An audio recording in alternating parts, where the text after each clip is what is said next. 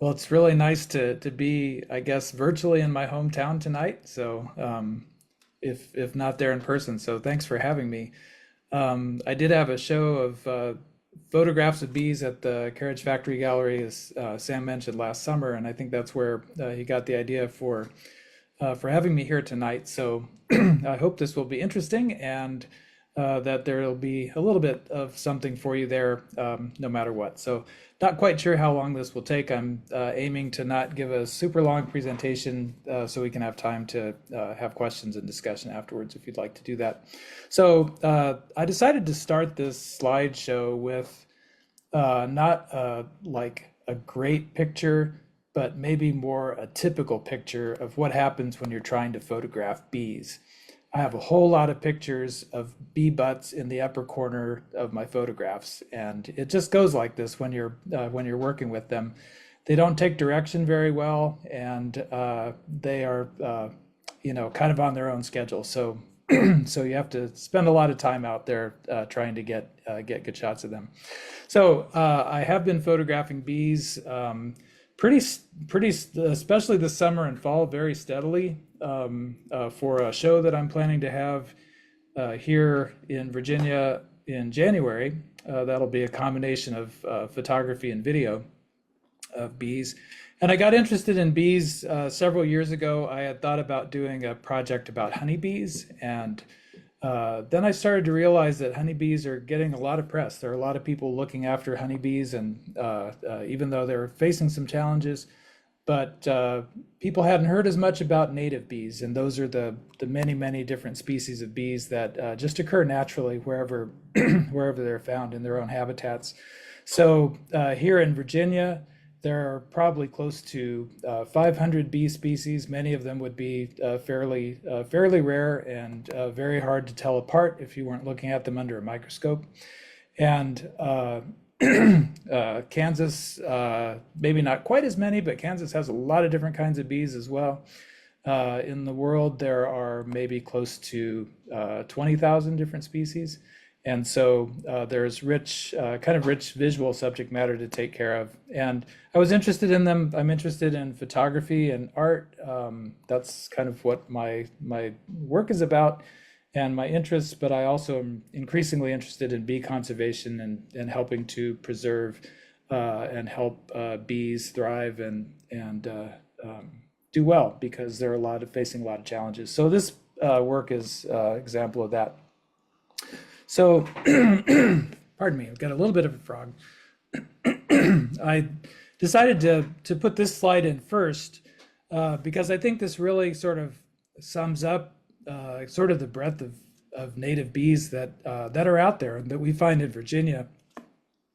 So I had been in Shenandoah National Park, which is about a 30-minute drive to the entrance from our house, in a beautiful wildflower meadow, and was following this large common eastern carpenter bee around, and I was getting some nice shots. And then I didn't even realize this until after I looked back at the pictures, that this little sweat bee, it could be a number of different species, but this little sweat bee had photobombed the picture and made this great juxtaposition. And so you can see the largest native bee in the United States on the right, and on the left you can see one that's getting on the smaller side, but definitely not the smallest of the bees that are out there. And so I think they're beautiful. I think they're fascinating to look at and to learn about and to photograph. And so I've kind of gone down the rabbit hole with that. So some of the bees that I photograph are very common, and others are fairly common but unusual. And so I'm kind of always interested in what I find in the field. And I've made many pictures of the same species of bee over time, lots and lots of times, and then others I don't find very often, or I find once. And so it's kind of a treat to photograph those and then to try to identify what they are. So this really odd looking bee, and this is part of the fascination for me of native bees, this is from a genus of bees that are called nomad bees or nomada. And these are also sometimes called cuckoo bees because they, like cuckoo birds, they will lay their eggs in the nests of other bees, and then the bees, their eggs will hatch, and the larvae pretty much eat the food that's been provided for the other bee, and so they're kind of crazy and kind of sneaky, and they go into other places to lay their eggs. And so in this particular image, pretty straightforward kind of side view of the bee, but thankfully with a lot of good detail. And so a little bit later, I want to talk more specifically about some compositional things. This one, again, bee in the center, you can see it really well, kind of surrounded by its flower. And, that's kind of a starting point, but there are some other approaches that we'll look at soon. One thing too, maybe this one is a little bit similar to the first slide with the carpenter bee and the sweat bee. This is a bee from the, somehow from the, I had to actually I tried to identify the bees. There are so many types of bees though, and since I've reached a certain age, I can have a really hard time memorizing names, and so I made a little list of the bees here, of their names, so I wouldn't forget about them. So this one is from a family of bees called Megachilidae, and this would be bees that often either nest in the ground, or they nest in plant stems, or they nest in small holes in wood, or other other places. And so this again was a complete, well, was not a completely accidental photograph, but it was a really wonderful gift to find in the shots after I'd made them, because I'd been kind of following this bee around, and typically I'll wait for either see a bee that seems to be lingering around some flowers, or I'll wait for the bees to arrive. So I'd been making multiple photographs of this bee, and it started flying off, and I kept clicking, which I've learned is a really good idea to do, because sometimes you get things like this that you couldn't really follow or track or focus on a bee like this. But if you are focused and the bee takes off and tends to be right in the depth of field of your camera, some really nice things can happen. And so, so I was really pleased with this particular image of this bee taking off from the flower. This is another example of just kind of interesting, when we think of bees, we don't typically think a lot about their habits and patterns. But this is another interesting photograph that I think starts to go beyond just identifying a bee and kind of showing what their lives are like. And so this is a bunch of little, this is one species of longhorn bee. You can see from their long antenna where they get that common name. The males are the ones that have the really long antenna. The females have much shorter antenna than these. But when these bees are out during the part of the summer when they're commonly flying, the females will be making their nests. They're solitary bees. They make their nests in the ground in holes. And the male bees don't have any place to go at night, so they will tend to congregate together and hang out and sleep, basically hanging from the undersides of flowers. And so this is in the front yard of our house on some tick seed, and the bees were gathering together and just kept accumulating. I first saw 2 or 3 of them, and then I went back a little later, and now I think I counted maybe in the whole group, maybe 8 or 9 of them altogether. So what I'm interested in showing with the bee photographs is things about their lives too, as well as just the bee themselves and some of the habitats that they live in. So the photographs that I make them because it's really enjoyable. You photographers out there know how much fun photography is and how pleasurable it can be, and so it's all of those things for me. But I'm also interested in, and I do use these photographs when I give talks in the community about native bees and bee conservation and things like that. And hopefully they serve that larger purpose of just helping people be introduced to bees and helping for people to understand how important they are and how cool they are too. I'm going to talk gear a little bit later, but this is a second lens that I'm using quite a bit and actually having quite a bit of fun with it right now. This is a 15 millimeter lens. It's an extremely wide angle lens. And so it can focus. I am probably about 6 inches, I'm guessing, away the lens, maybe 4 to 6 inches away from this bee. But what's great about this lens is that in a photograph like this, you see the bee pretty much and a flower. And when you get to a lens like this, you can focus a bee in the near foreground, but also really show a lot of kind of a sense of the scenery and a sense of the context that's around it. And so in my show, I'm planning to have a lot of this, the kinds of pictures that I just showed you, but then also an array of these where it's showing the bee much more in the context in which it's living. So this is, again, in Shenandoah National Park in the pollinator meadow. And so you can see the milkweed and the other kinds of the bergamot and the other kinds of plants that are growing around it. And then you can sort of see the mountains in the background, and then you can just make out another ridge that's close by in the Blue Ridge right there.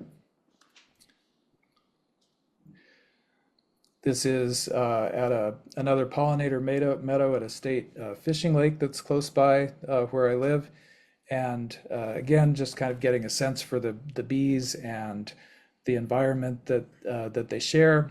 This one on a bunch of asters. Now, this one, in fact, most of the pictures I'm showing you tonight have been made.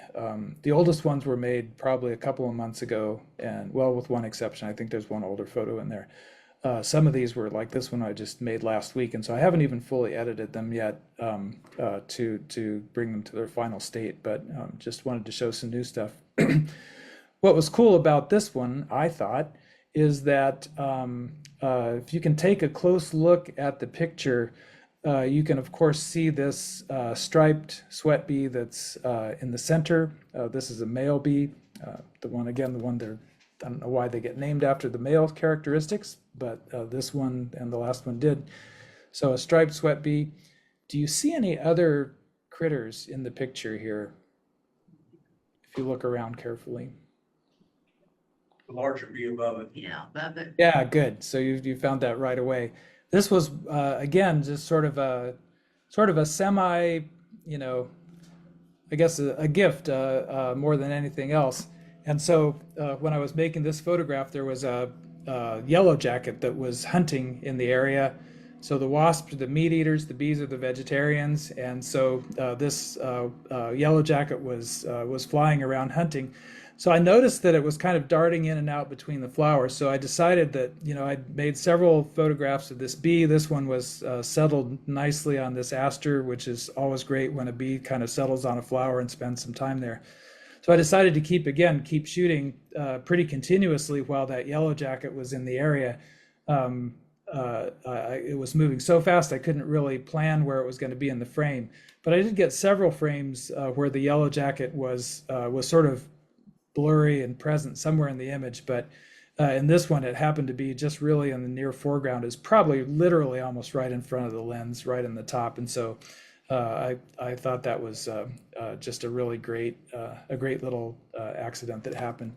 So as we talk about a little bit later on just some tips for photographing bees, I think one of the best ones is just to keep shooting even when you can't exactly predict what's going to happen, because you can do a whole lot of deleting, but you're not going to get those really wonderful sort of spontaneous kind of nice pictures without a lot of frames. This is another one, Lake Shenandoah, with this 15 millimeter lens. This lens also, we'll talk a little bit more about gear later. It has a really different way of interpreting color. I'm not exactly sure what it is about the lens elements that do that, but the colors tend to have sort of a kind of a strange sort of vibrancy about them in the pictures. And also the flash that I use doesn't have a coverage that quite covers 15 millimeters. So it tends to focus most of the light in one area of the picture, and this one kind of more in the center. And so it sort of sets up a scene that looks realistic, but it also kind of looks a little, I don't know, it looks a little artificial too, in a weird way that I'm finding kind of intriguing. And so the bee down here is another thing from the giant family of sweat bees, but this one is so, well, it's not terribly uncommon, but it's uncommon enough that it doesn't really have a common name. It just has a very long sort of scientific name. And these bees really vary between kind of a glass, kind of a glass 7-Up bottle kind of green to this kind of beautiful blue color that it has. So that's just a little bit of an overview of some of the images that I've been making lately, and kind of why I enjoy making them. And what I wanted to do now is shift gears a bit to talk about camera equipment. And so here is one of my very sort of common setups. I have a Canon R6 Mark II camera body, and then a lot of the work that I've been doing, those first images, the first group of images, were all made with this 100mm macro lens that has a 1-to-1 kind of magnification, meaning that that the size of the insect I should be able to get close to it and focus it so that the size of the insect would be the same. I could potentially get it to be the same size on the image sensor as it is in real life. So that's what that 1-to-1 correspondence means. I'm not sure how many times I've actually done that, but probably a couple of times. And so I've got then a flash that I use routinely with the camera. I found that it's almost always necessary to have some flash. Part of the problem is that even if the lens is not casting a shadow onto the subject, which I try to avoid, it still blocks enough light that it tends to kind of put things in a little bit of a darker kind of a state. And so I use flash basically 100% of the time that I'm photographing bees and other kinds of small things and small insects. And so this flash is ETTL flash. It can be quite automatic. I use it on a setting that kind of enhances kind of the ambient nature of the light. And then I put this large globe diffuser on here. I've tried out a whole number of different kinds of ways of sort of softening or diffusing the flash. And this one is far and away my favorite one. You could, if you found like a plastic house, like interior light fixture kind of a cover, even like at, Home Depot or something like that, you could probably make one of these yourself. But this one is purpose made for the camera. And so this will spread light in all directions, but it tends to make the light very diffuse and very beautiful as it's falling on the subject. And so I use that for fill flash. You can also see that the camera, the flash head itself lifts and pivots in different directions. And so sometimes I use the flash, if it's on a sunny day, I'll use the flash primarily for fill light. If it's a cloudy day, sometimes I want a little bit more of a sense of direction to the light, and so I'll sort of position it maybe a bit more like it is right now, so it's kind of higher up and to the side, and kind of emulate sunlight. I can put it clear to the side. I've even sort of aimed it almost, well, I've brought it clear back a little bit behind the body of the camera sometimes too, just to really, when I've really needed an unusual angle. But this is just essential gear, these two pieces. This is probably a more common way when I'm using the 100mm lens to work with the camera. I've got a metal cage here that's screwed onto the camera body, and so I put a cold shoe on the side, and so the flash is mounted here so that I can easily hold the camera vertically. And then here is a transmitter that's mounted in the hot shoe of the camera. And so that's communicating with the flash and allows me to, I could put the flash anywhere. I wouldn't have to have it on the camera body, but but here it is, and this arrangement really is good. And I'll talk a little bit more about, well, in fact, maybe I'll talk about that kind of now. So honestly, I'm not sure what kind of bee this is. I need to still identify what it is. Obviously, a pretty small one. It's on a spiderwort flower. Again, this one's just in our backyard. But sometimes I shoot horizontally with the camera, and I think in this one the composition works out pretty well with these sort of four purple things, kind of three kind of regularly laid out in this fourth kind of purple area, sort of loosely off to the other side. But a lot of times I feel like there's something kind of, for me personally, just a little bit lacking about the horizontal composition. And so many times I'll just keep the camera rotated vertically. And I think it may have something to do with the verticality of the flowers. It's important to me not just to show the bee, although the bee is often the kind of the obvious main subject, but again, often just to show the bee with the flower, because in nature, there's no separation between the two. If the bees don't exist, the flowers don't exist, and if the flowers don't exist, the bees don't exist. And so they're in a completely mutual relationship. And so I think that even when I'm focused in very closely on the flowers in the vertical format, there is a lot more kind of compositional energy of that sort of maybe upward and outward movement of the flower, and then the bee in relation to the flower. So this is a little bee called, I think it's probably Hylaeus modestus is the scientific name. This one has a great common name. It's called a modest masked bee, which I think is great since it's only maybe a quarter of an inch long or so. And it has little yellow stripes on its face, which gives it the masked name. This bee is unusual. Most bees carry pollen on their legs, or in the case of the bee that was sort of hovering above the flower earlier on, in the Megachilidae family, they have hairs under the abdomen and carry most of the pollen there.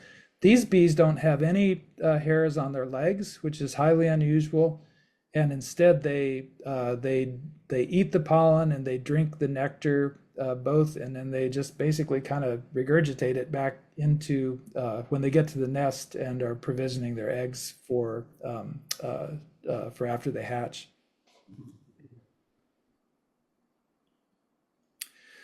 So lens number 2, I've got 3 of them. This is just a standard 17 to 40 millimeter kind of wide angle zoom lens. And then I use this with an extension tube, which is basically just kind of a spacer that brings the lens out a bit from the camera body, and by doing that, it changes the focusing distance for the lens. And so this one I can use, honestly, if I have it zoomed out anywhere near 17 millimeters, I literally have to have the lens touching the subject in order to bring it into focus, which with bees tends to not work very well because they don't like that. So what I typically do is use it within maybe about 35 or 40 millimeters.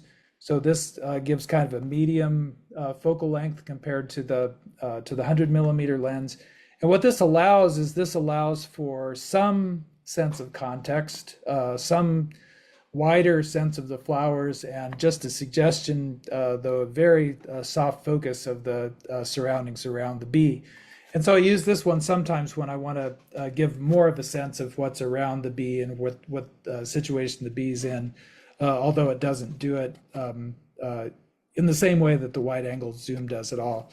And this one really, this is really just a really, really nice lens. And so it's incredibly crisp when it focuses and renders colors pretty softly and pretty accurately. So it's a beautiful one. Although I don't know why, of the 3 lenses that I have, this is probably the one that I use the least. I'm not quite sure that I figured out why that is. Here's another one that I did with the lens, and this one the bee was flying off, but happened to again photograph it in kind of a nice compositional place. Again, it's important for me to show the bee and the flowers together, and so this wild bee balm or bergamot kind of blooming all around the bee, and then the bee just kind of off flying amongst these flowers. I just like that relationship of the bee kind of flying around in this forest of flower heads. And then this one still needs some additional editing, but this one was also made with that 17 by 40 lens.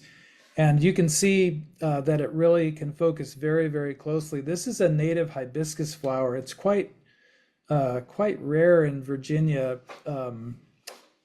except in certain places. And so I'm at what's called a natural area preserve in Virginia that has sort of a wetland and a more mesic or sort of dry or ordinarily dry kind of prairie ecosystems. And so I was looking around inside these hibiscus flowers, and this bee, again, which I haven't quite yet identified, there is a specialist bee that just feeds on hibiscus, and it's possible that that's one of these, although I don't know if I got enough clear pictures of the whole bee to figure that out.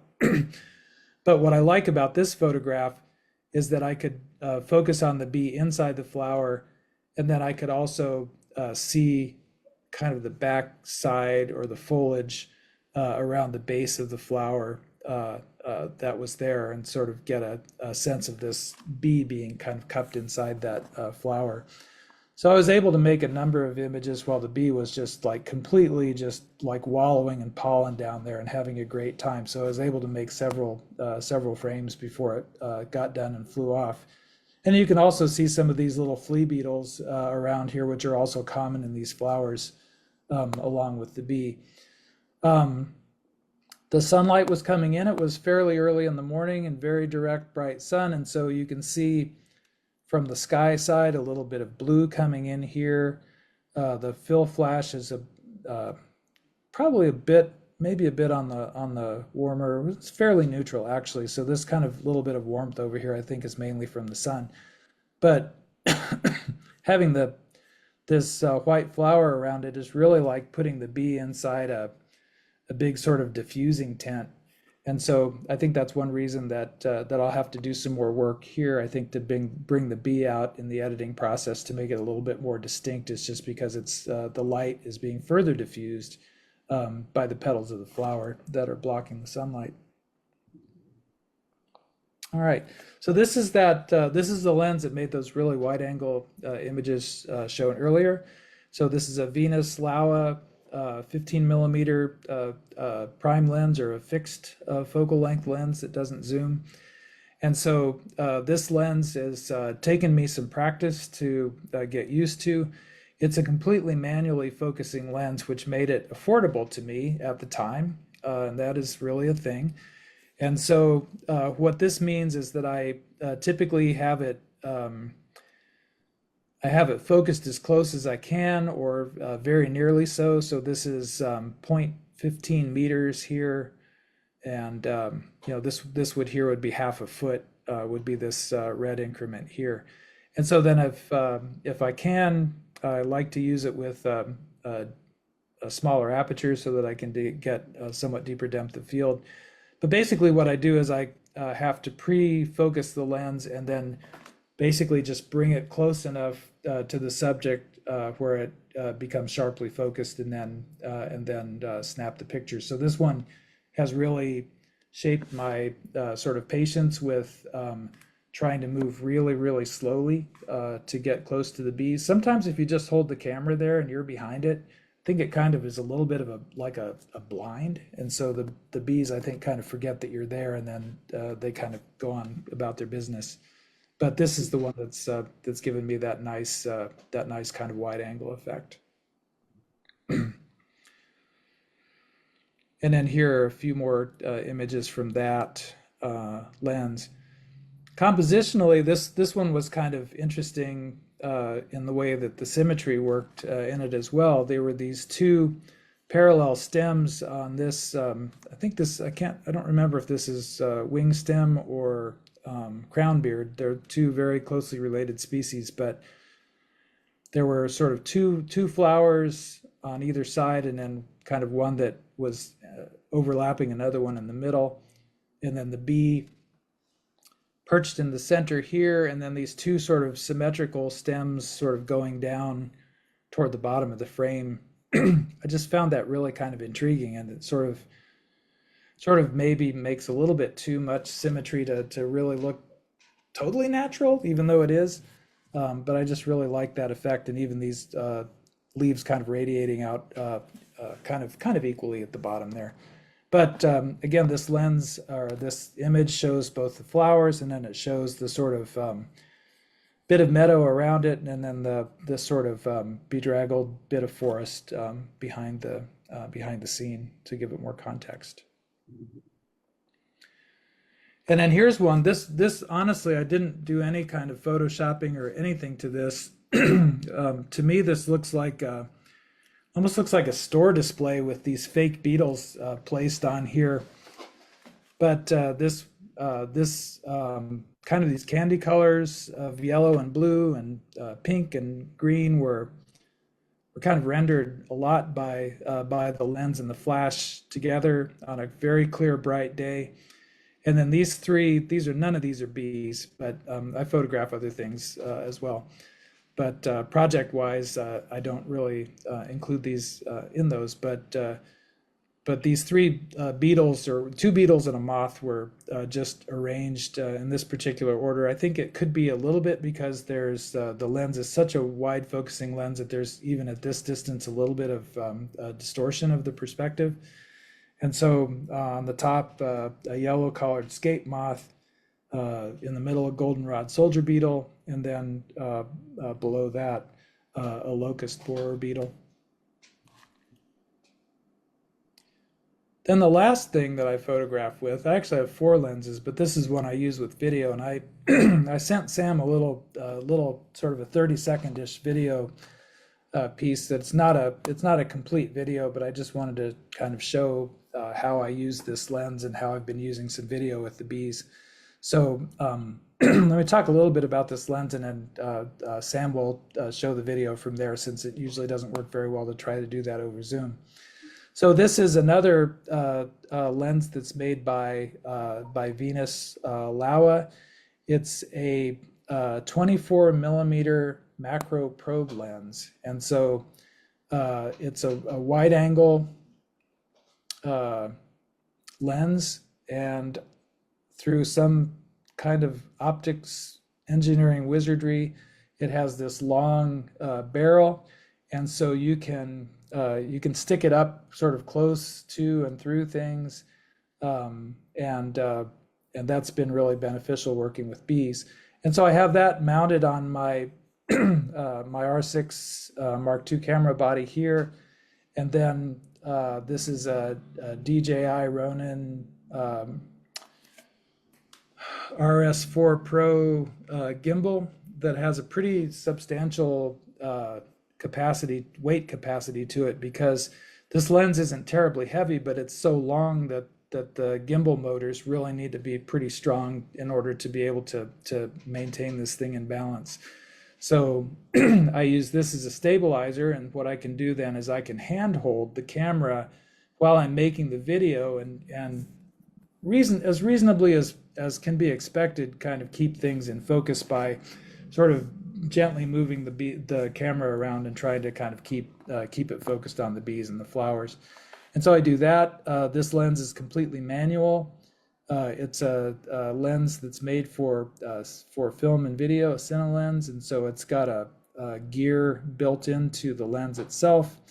And then there's a small focusing motor here that engages that. And then that focusing motor is cabled into the gimbal.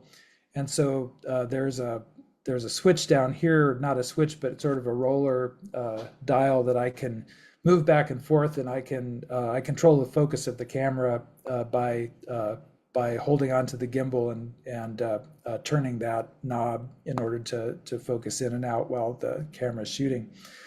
And then the other piece, which isn't here because I was actually using it to take the picture, this one, the same kind of piece of equipment that's mounted under here where you can't see it, that makes the focusing motor work, also can communicate between the camera and my phone.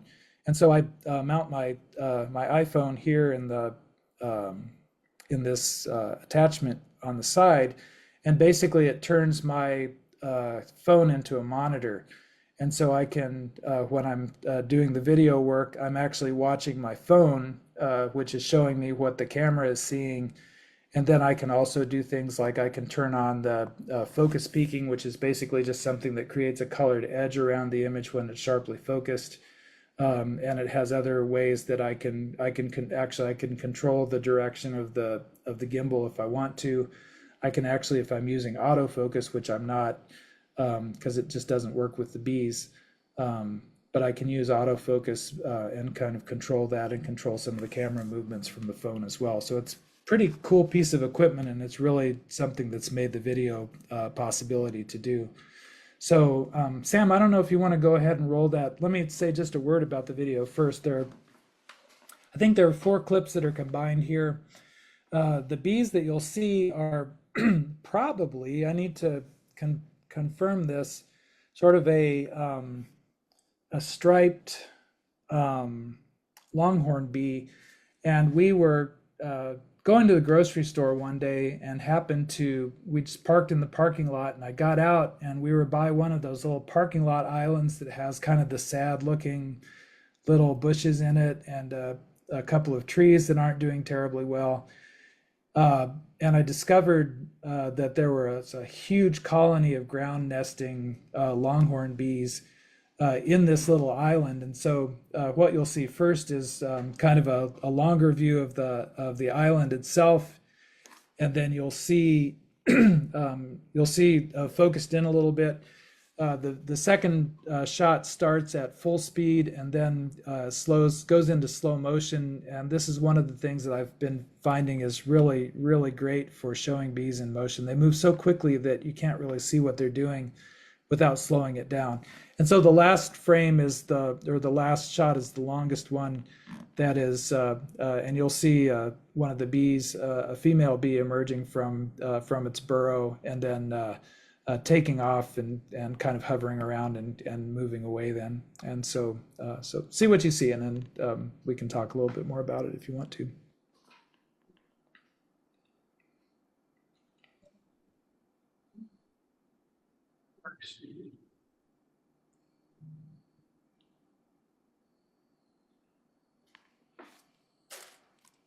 So there's at full speed, and now, yeah, here it moves into slow motion.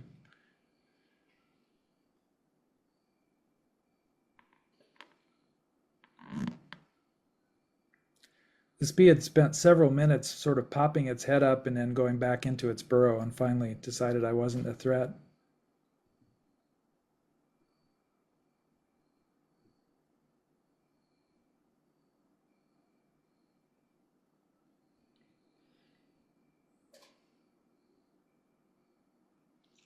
So that's it. So just again, not a finished video, but just a brief glimpse of something that I'm going to use quite a bit in my exhibit to also show bees in a different way.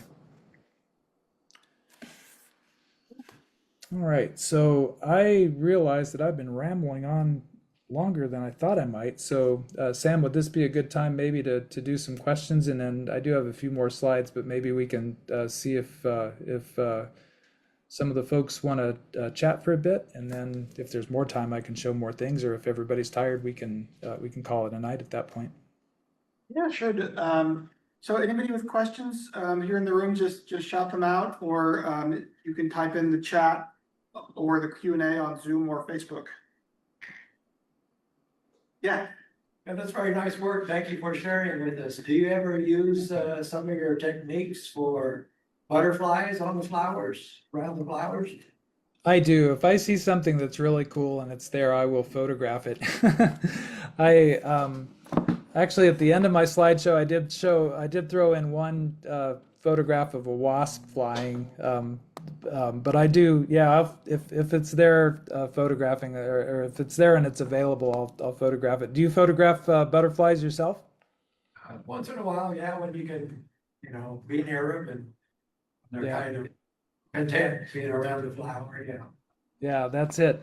Yeah, I've found that butterflies, well, one thing that's nice is that some of them are larger, which helps than some of the really tiny bees. But I also find that they're very, very sensitive to shadows being cast on them, or other kinds of things that they perceive as some kind of a problem. And so always feel great when I get a nice butterfly shot. You seem to spook a little bit, so. Sorry, say that again. Spook a little bit, so, yeah, it's hard to get them sometimes. Yeah. There was another video clip that I thought I might throw in, but I thought would make things too long. I was doing some video of Thistlehead where there were 4 bumblebees just furiously feeding on that same flower, and then in flight flew a tiger swallowtail, and it just dove right into the action too. And I realized at one point, you could see this in the video, that the butterfly was actually straddling one of the bees so it could get at the flower at the same time.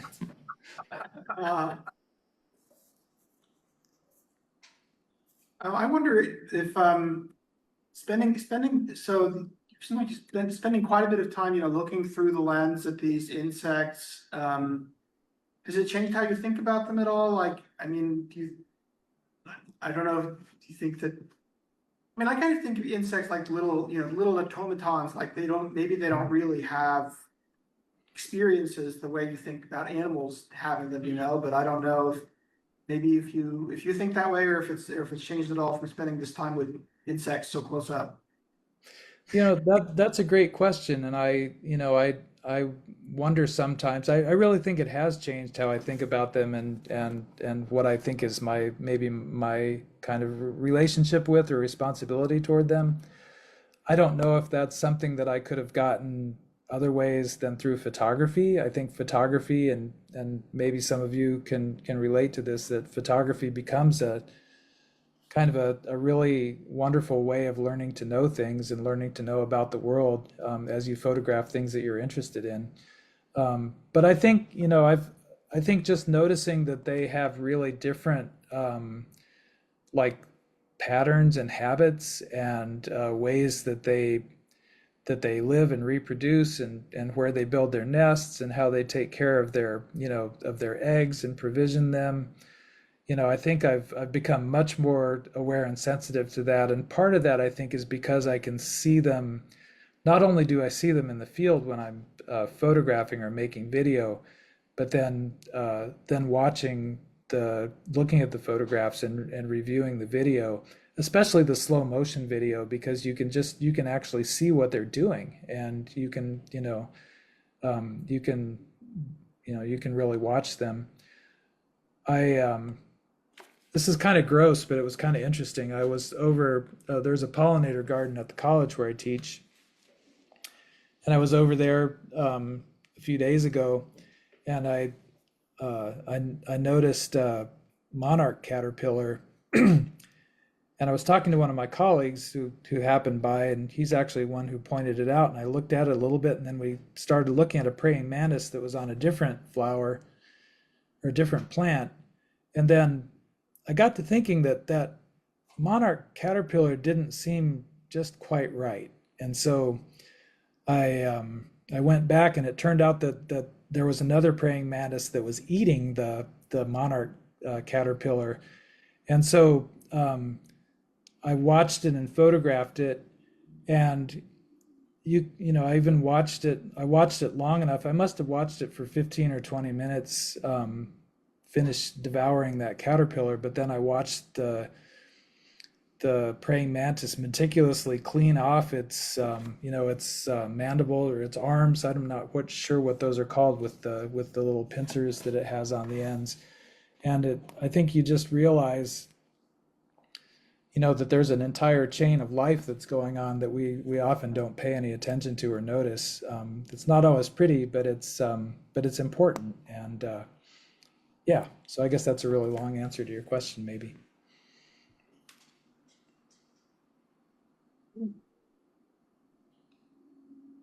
Well, I don't see any more people raising hands for questions, but yeah, if you want, if you wanted to show those slides, we still got a few minutes. Okay. Let me share that again.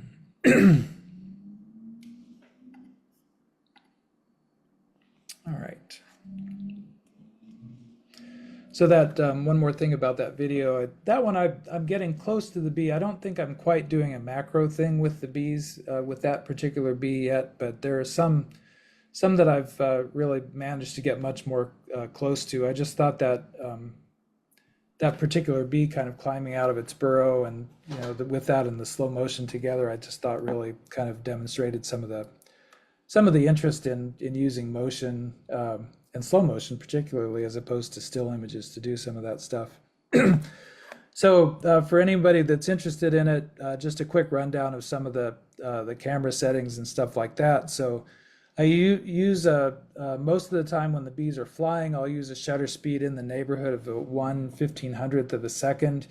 When you're doing any kind of macro work, the relative motion to the lens is much faster than it would be if you were photographing something larger. And so sometimes it takes a relatively, seems like an insignificant movement to cause some blurring to happen in the lens. And so I try to use a shutter speed that's pretty fast. If something's sitting still, then I can slow it way down, but especially when it gets windy, which it's been a lot, it seems this year, that really works well. So often, if I can, using a smaller aperture. Sometimes a larger aperture is really beautiful. It kind of makes things look kind of, really soft and sort of mysterious. But if you're really trying to see all the features or details of the bee, sometimes your depth of field may only be about a quarter of an inch or less. And so using a smaller aperture in order to get that deep depth of field is often preferable. So what that means is that you're often just really cranking the ISO in order to make a good exposure.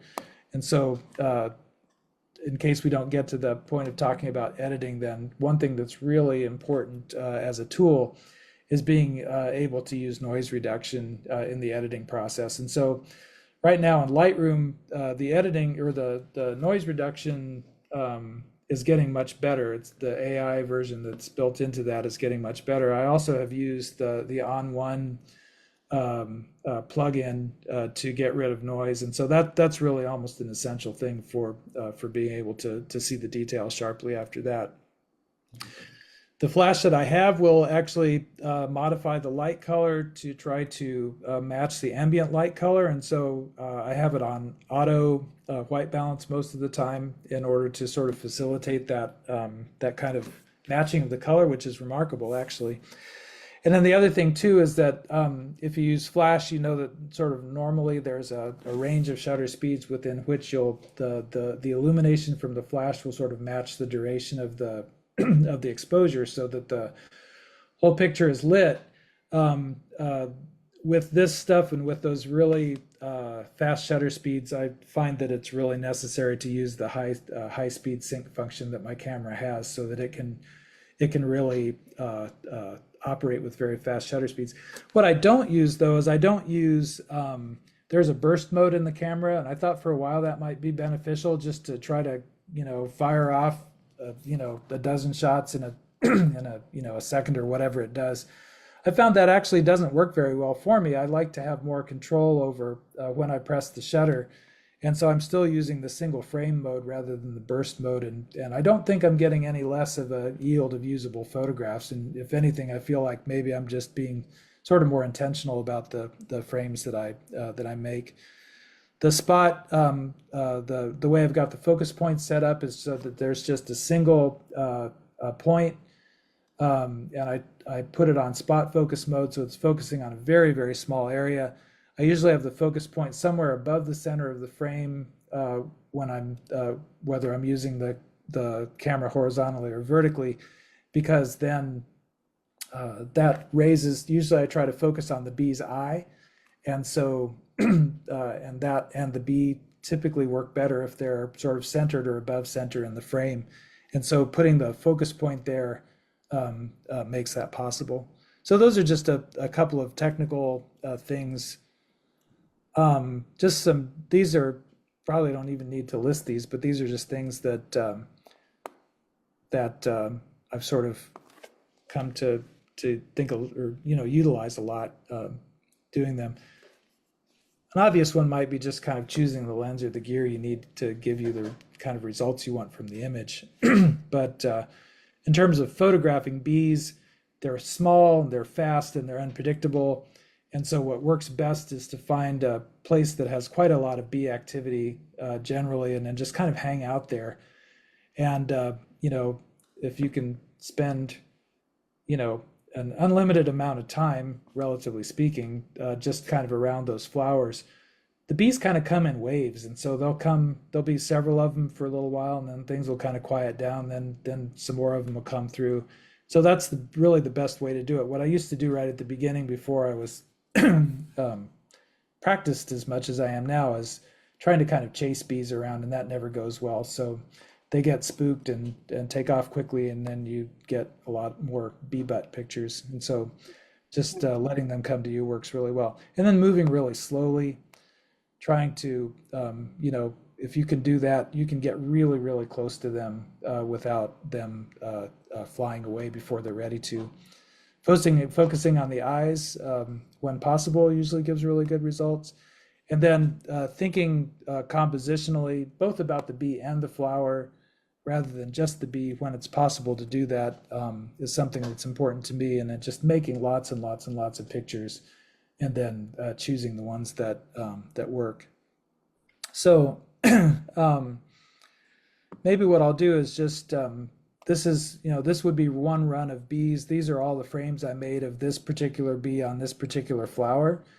And so now the challenge will be, after the fact, to choose which one has the best composition. And I think there could be, a number of different ways to look at which one might have the best composition and show the bee best at the same time. And so I don't think it would be a straightforward thing to just choose one of these to say this is the ideal photograph. But I think what I would typically do maybe is choose a couple of them, start an editing process maybe on both of them, and then make a decision at that point about which one seems to be the most compelling. Or sometimes what I'll do is I'll just edit them and I'll keep them around.